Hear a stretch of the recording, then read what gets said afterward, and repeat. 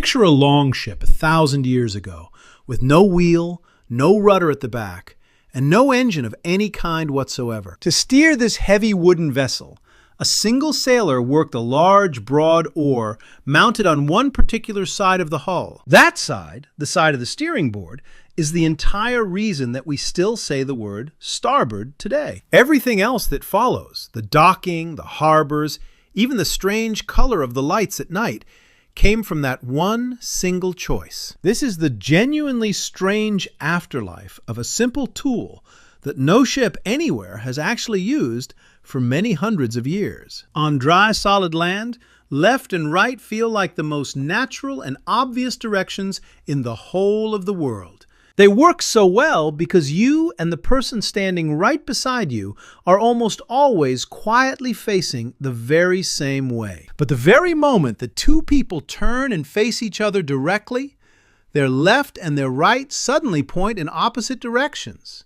On a crowded ship, with people scattered all across the deck and facing every possible direction, that small ambiguity becomes a genuine disaster. The captain's left is the helmsman's right, and the lookout, standing up at the bow, sees the whole thing differently again. And in a sudden, screaming emergency, there is simply no spare time at all to stop and ask whose left anyone actually means. Think for a moment about how often, even safely on land, left and right quietly trip every single one of us up. Someone gives you careful directions, then suddenly says, "No, sorry, your other left," and the two of you just laugh it off. On a calm afternoon in town, that tiny mistake costs you nothing more than a lost moment and a slightly embarrassed smile. But out on a dark sea in a hard rising wind, that very same small mistake can throw an entire ship onto the rocks. A vessel is a strange little world where dozens of people must somehow act together as one body, instantly and without any doubt. And you simply cannot build that kind of total trust on a word that flips its meaning depending on who happens to turn around. So sailors, a very long time ago, did something quietly and genuinely brilliant in order to kill that confusion once and for all. They stopped describing direction from the fragile human body altogether, and instead started describing it firmly from the solid ship itself. A ship has a true front and a true back, and therefore a fixed left and a fixed right that simply never move. Stand right on your head or hang far out over the rail, and the ship's own two sides stay exactly where they always were. The right-hand side, as you face forward along the deck toward the very front of the ship, they chose to name starboard. The left-hand side, again as you face forward toward the bow, is the side that they would eventually come to call port. These two simple words belong entirely to the vessel itself and not to the crew. And that is the whole quiet point of them. They mean precisely the same thing to every single person aboard the ship, no matter where that person happens to stand or look. But of the two words, starboard is by far the older, and also, by quite a long way, the stranger of the pair. It has absolutely nothing to do with stars, and nothing whatsoever to do with the night sky turning slowly overhead. Hidden away inside it, instead, is a small wooden clue pointing straight back to a time long before wheels and rudders existed. And to properly find that clue, we have to travel back to the longships themselves and to the way that they were actually steered. A full 1,000 years ago, the great seagoing ships of Northern Europe had no rudder hung at the stern of the boat at all. Instead, all of the steering was done with one single broad oar, looking almost like a giant wooden paddle held over one side. A strong, experienced sailor would stand near the back of the ship and work this heavy steering oar through the passing water. The crews of those ships called it the steering board, and in the old northern tongue, that was something very close to starboard. The word stayor meant to steer, and the word board meant the side of the ship. So together, it simply meant the steering side. And over the slow centuries, starboard gradually wore down in everyday speech into the single familiar word that we now say starboard. So starboard quite literally means the steering board side of the ship, a plain and practical name for a plain and practical thing. But that immediately raises one very obvious question, which is, why on earth was the steering oar always mounted on the right-hand side? The answer turns out to be wonderfully human, and it really does come down to the simple fact that most people are right-handed. A right-handed steersman naturally stood facing forward and found that he could work that heavy oar far more easily on his own right side. Build 100 different ships for crews who are mostly right-handed, and the oar quietly ends up on the right almost every single time. And so, almost entirely by an accident of our own ordinary human bodies, the right became the natural steering side of the ship. Archaeologists who carefully raise these old Norse ships up out of the cold mud find exactly the same telling detail again and again. The wear, the special fittings, and the heavy reinforcement for the steering oar all sit together on the right-hand side of the hull. These were clearly not random choices made by individual builders, but instead a deep shared habit running across entire seafaring cultures. You can still feel the simple logic for yourself if you just imagine paddling a canoe from the back, on your own stronger side. Your dominant hand does most of the real work, your body faces forward down the boat, and the blade naturally bites on that same side. Now scale that simple, instinctive choice all the way up to a heavy seagoing ship, and you have quietly built in a right-hand steering oar. Once that one choice was finally made, it quietly hardened into a firm rule that would go on lasting for many hundreds of years. The steering oar itself was large, awkward, and genuinely precious, the single thing keeping the whole ship from going wherever the sea pleased. It hung heavily down into the water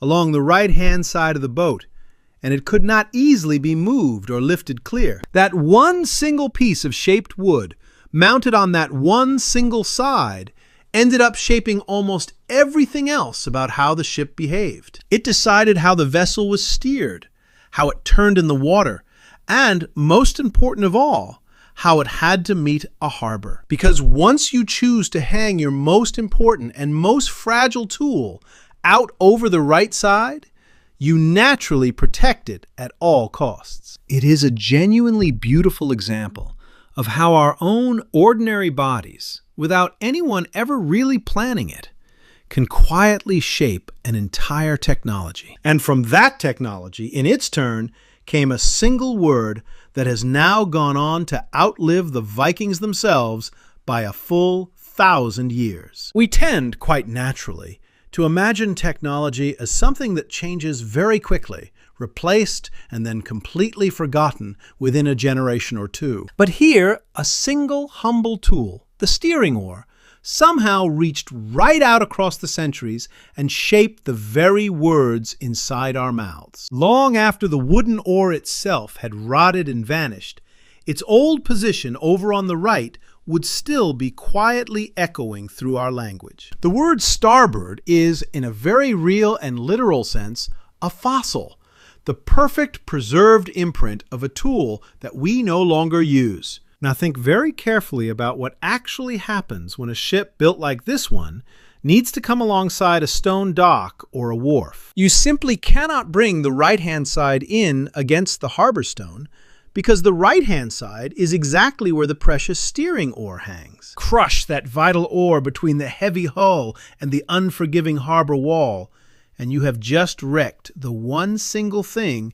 that steers you. So the ship always turned the other way around instead, and brought its safe left-hand side in gently against the waiting key. That left side, the safe side well away from the oar, naturally became the side that you loaded and unloaded the whole ship from. Goods, cargo, barrels, and people all came and went steadily across that left-hand side, the side that always faced in toward the harbor. In the old language of those sailors, this busy loading side quietly picked up a working name of its very own, something like larboard.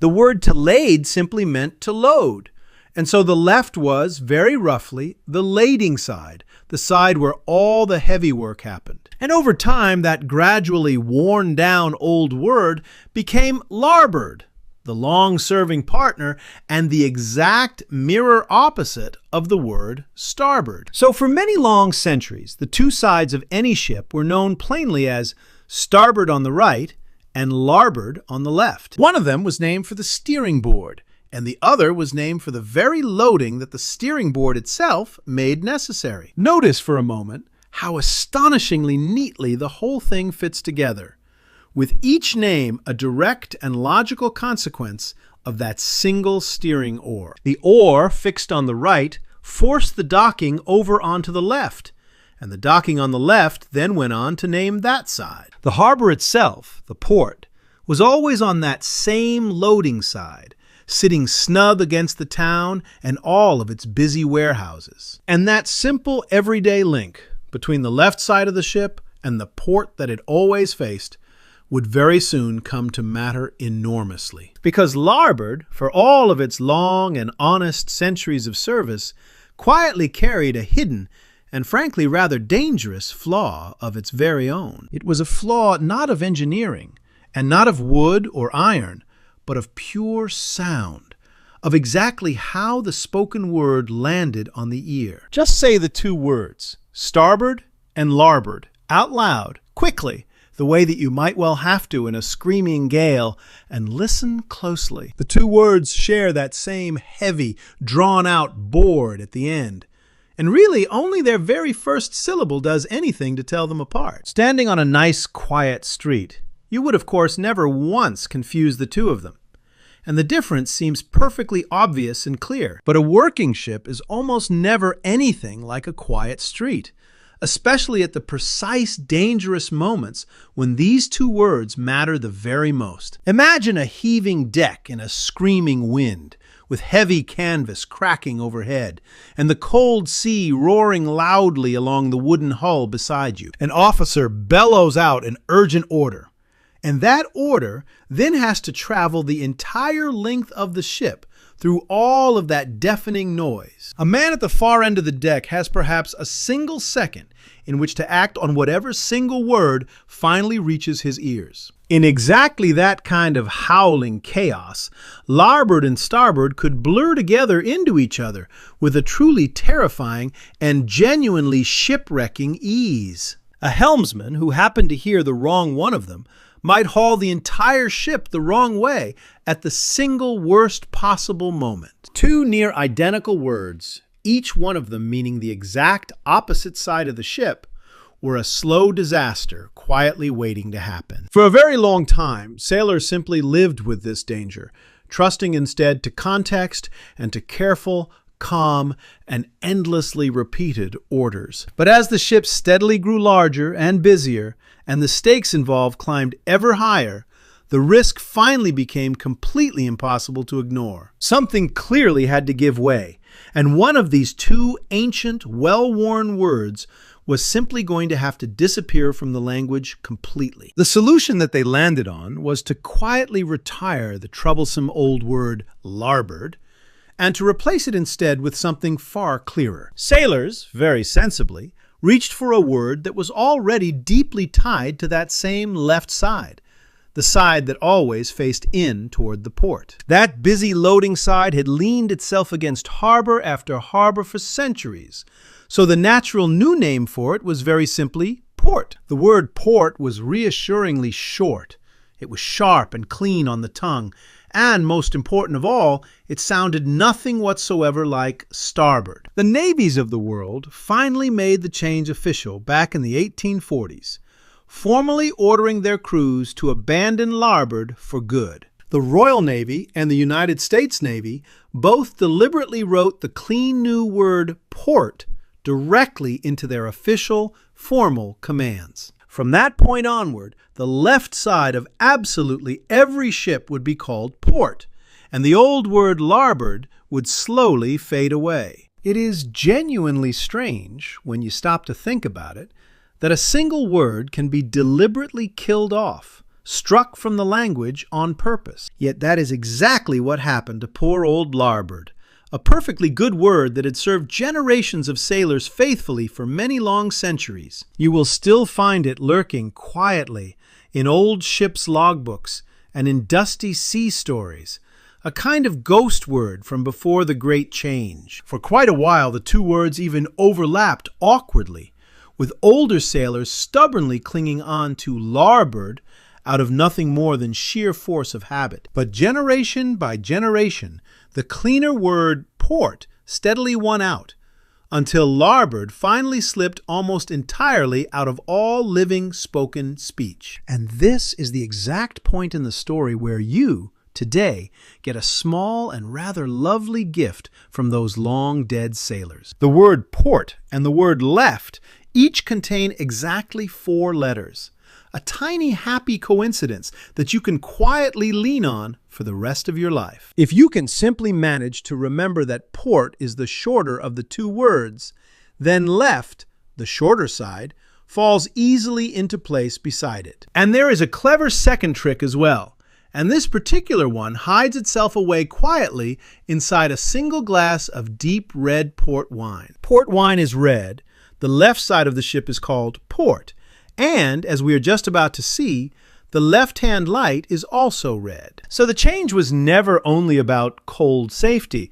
It also quietly folded the new word into a whole web of easy, sticky little memories. A confusing and genuinely dangerous old word was swapped out for a clear new one that very nearly teaches itself to anyone who tries to learn it. It is honestly quite rare that a serious safety fix turns out to also be this elegant, this memorable, and this quietly poetic, all at the very same time. And do notice carefully what it was that survived this whole change, and what did not, because the surviving pattern is genuinely rather telling. Larboard, the word named for loading, was the one that died, and was replaced by port, the word that was named for the harbor it faced. But starboard, the word named for the steering board, was left completely and utterly untouched, and it sails on, unchanged, to this very day. So the dangerous, confusing twin was quietly retired forever, while the truly ancient word for the steering side itself simply carried calmly on. We even quietly kept little sayings and phrases built around the clean new word, like any port in a storm, meaning very nearly any safe refuge at all. The harbor, the shelter, the calm, safe left side, all of it is bound up neatly and permanently together inside that one short, sturdy little word. And every single part of this long story was driven by the very same goal that first started us off: the simple avoiding of fatal confusion. From the right-hand steering oar to the left-hand loading side, to the deliberate killing of larboard, the thread running through it all is always the same. Sailors, over and over again, across many centuries, chose words that simply could not be mistaken for one another whenever real lives were on the line. And that deep, almost stubborn obsession with being perfectly understood is the real, beating heart of why ships still speak the curious way they do. Now here at last is the twist that makes this whole long story so genuinely and wonderfully strange to look back upon from where we stand. The steering oar that quietly started absolutely everything, the steering board over on the right, did not in the end actually last for very long. Within just a few more centuries, shipbuilders had gradually learned how to hang a proper rudder from the very back of the ship instead. A rudder mounted firmly on the stern post, sitting right on the central line of the ship, steered far better than any old side-mounted oar ever could. It could be made bigger, it could be made far stronger, and it worked exactly the same whichever way the ship happened to be turning at the time. So with that new central rudder, there was suddenly no longer any reason at all for there to be a dedicated steering side on the right. The entire physical fact that had originally given starboard its name had now simply vanished completely from the back of the ship. And yet, remarkably, the word itself did not vanish along with it. not even slightly, not even by a single little bit. By the time that the old steering oar finally disappeared, starboard and port had both become far too useful and far too deeply embedded to ever lose. They had quietly stopped being about one particular wooden oar at all, and had instead become pure, reliable directions, fixed firmly to the hull. So the two words sailed straight on through history, calmly carrying the memory of a tool that the ships themselves had long since abandoned. And when the old wooden sailing ships eventually gave way to ships of iron, the two words came right along too, without anyone giving it a second thought. When sail in turn gave way to steam, and the great new steamships went pounding out across the oceans, they still had a port and a starboard. And when the truly giant ocean liners were finally built, every single cabin and every single shouted order still used those very same two ancient sides. And then the words went on to do something that absolutely nobody could ever possibly have predicted. They climbed right up and out of the water entirely. When human beings first built aircraft and learned to fly, they simply borrowed the old language of the sea, giving each aeroplane a port and a starboard side. The left wing of a passenger jet, as you stand and face forward toward the nose, is properly called its port side, exactly as on a ship. And even spacecraft, drifting silently far beyond any ocean that ever existed, now quietly carry a port and a starboard, inherited directly from the longships. Just think about that quietly for one moment.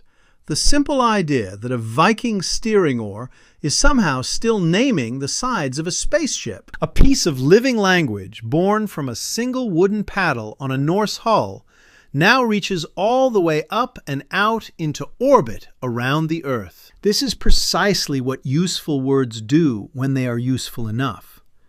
They quietly outlive all of their original reasons and simply keep on traveling forward. The steering board itself rotted clean away 1,000 long years ago, and yet the name that it gave us is somehow more widespread now than ever before. And it is genuinely worth pausing just to notice how completely the original reason behind it has now been forgotten by very nearly everyone alive today. Ask most ordinary people why on earth the right side of a ship is called starboard, and they will simply have absolutely no idea at all. The word has quietly become pure convention, just a useful label that we all use freely without ever once wondering where it could have come from. And that, in the end, is exactly why a single word can turn out to be so very much tougher and longer-lived than the thing that first made it. A physical tool can break or rust away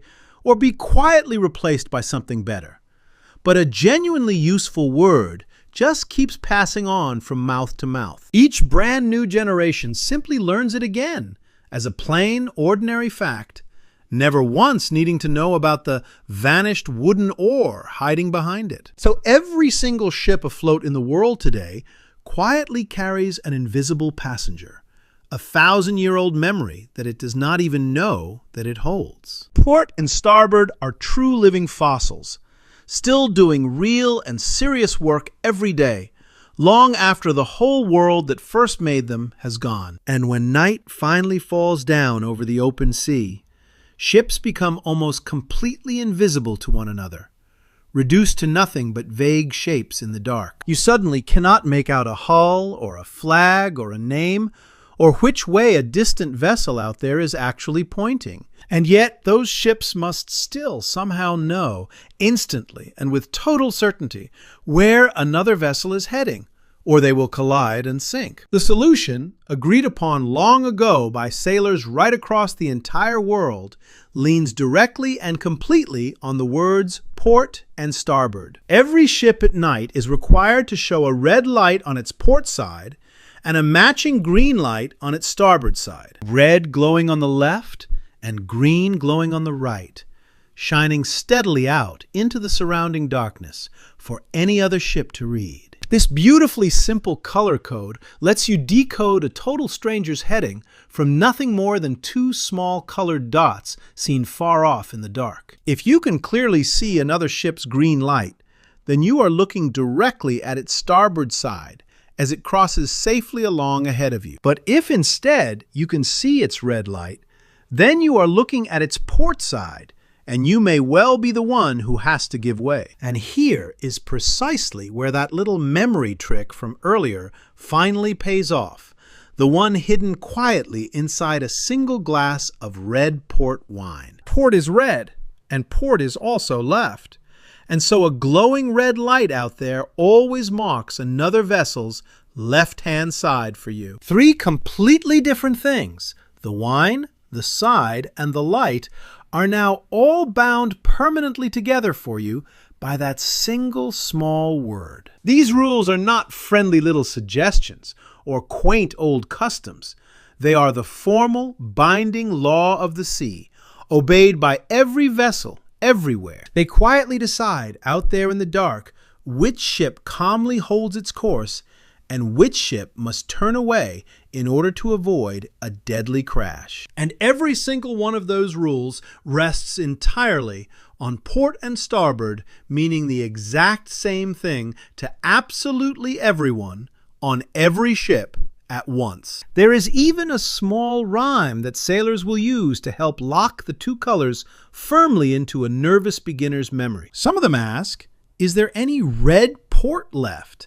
Neatly tying together the red wine, the word port, and the left side, all at once. Others simply picture a glass of port wine spilled out on the left of the table, deep red and completely unmistakable, every single time. Whatever the particular trick they use, the underlying goal is always exactly the same: to make that link so sticky that it can never once fail. Because out there in the dark, with two heavy ships closing fast on each other, there is simply no margin left at all for even a single moment of doubt. One lone hesitation over which side is really which can become the whole entire difference between a clean, safe pass and a terrible wreck. That is the real quiet weight that these humble little words have faithfully carried night after night for far more years than we can easily imagine. So the whole long story finally closes its great circle, arriving right back around at the exact place where it first began. Sailors needed directions that could never, ever be confused by anyone.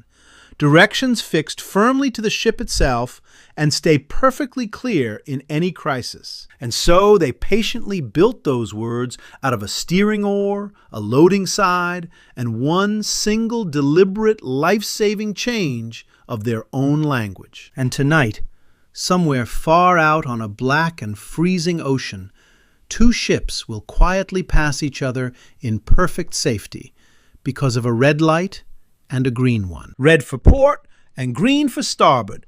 A full 1,000 years of hard-won seafaring history distilled right down into two small, steady, glowing dots. From a single wooden oar on a Norse hull all the way to a green light on a modern supertanker, it is genuinely all one unbroken thread. So the very next time that you happen to hear a sailor say the word starboard, you will know that it is far, far more than just quaint old jargon. You are actually hearing the steering board of a Viking longship, still quietly and faithfully steering the entire language of the sea, even today. And you yourself will now never again, for the whole rest of your entire life, mix up your port from your starboard. A red light always to the left, a green light always to the right, and 1,000-year-old word forever keeping the two of them safely apart. The steering oar is long gone. The word larboard is long dead. And yet the simple, clever system that they left behind sails calmly on. Every harbor that you ever pass, every colored nightlight that you ever see, every aircraft wing still quietly answers in the end to those old longships. That, in the end, is the strange and genuinely beautiful power of a single word, to carry a whole vanished world forward into our own. And all of it, every last bit, began with one right-handed sailor, one heavy wooden oar, and the simple side of the ship that it happened to